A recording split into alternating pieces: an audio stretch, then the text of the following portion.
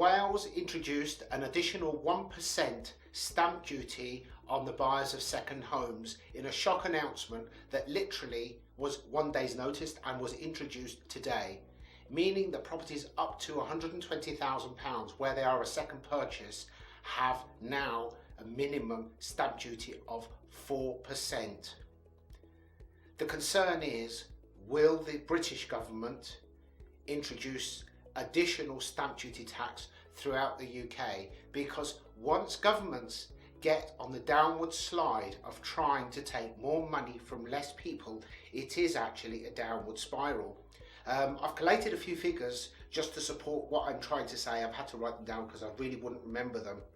Now, through the 1950s and 60s, the top rate of taxation was around 90%, and yet total taxes collected in the 50s averaged 27.5% of GDP, and today they average 34.4%. That tells us that having a more favourable tax system does not mean that you actually collect less revenue. On the contrary, it means that business can flourish, business has more incentive to invest and actually be in the UK, generating more revenue.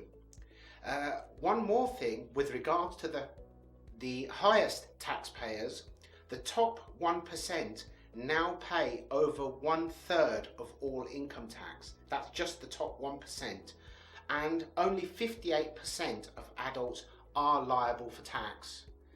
Now, there is a real and present danger of the government looking to stamp duty tax in order to finance the debt due to the current crisis, and that would be catastrophic.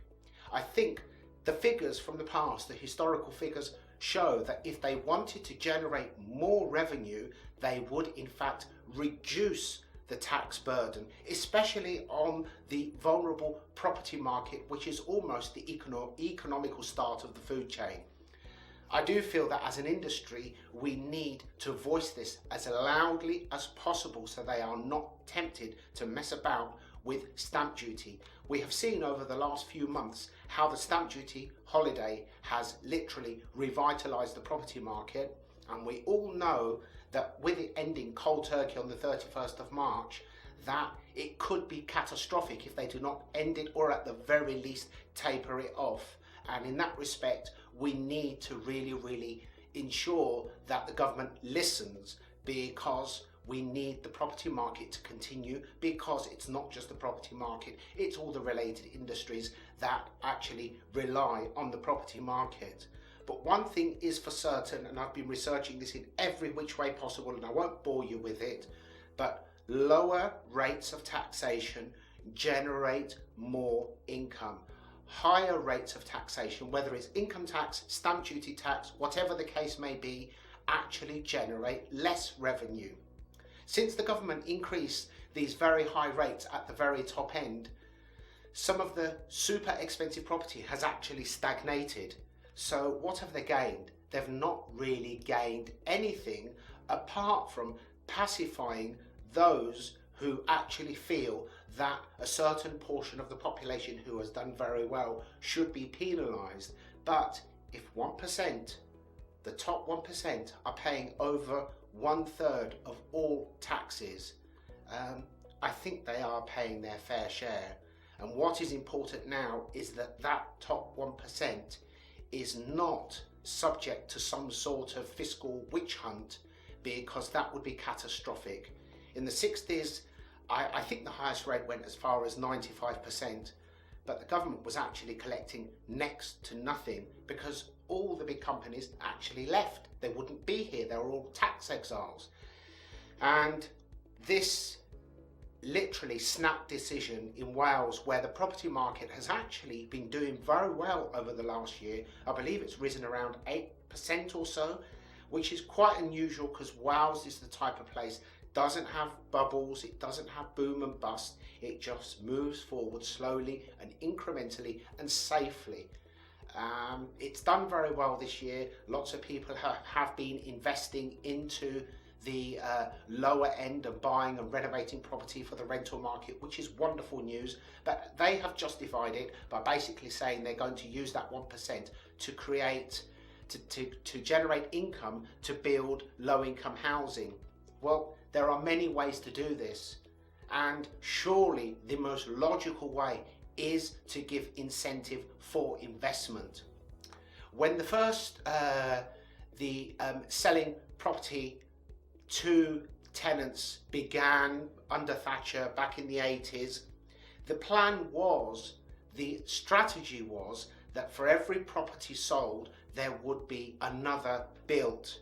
However, local councils took the money for the property that they sold but did not invest in rebuilding.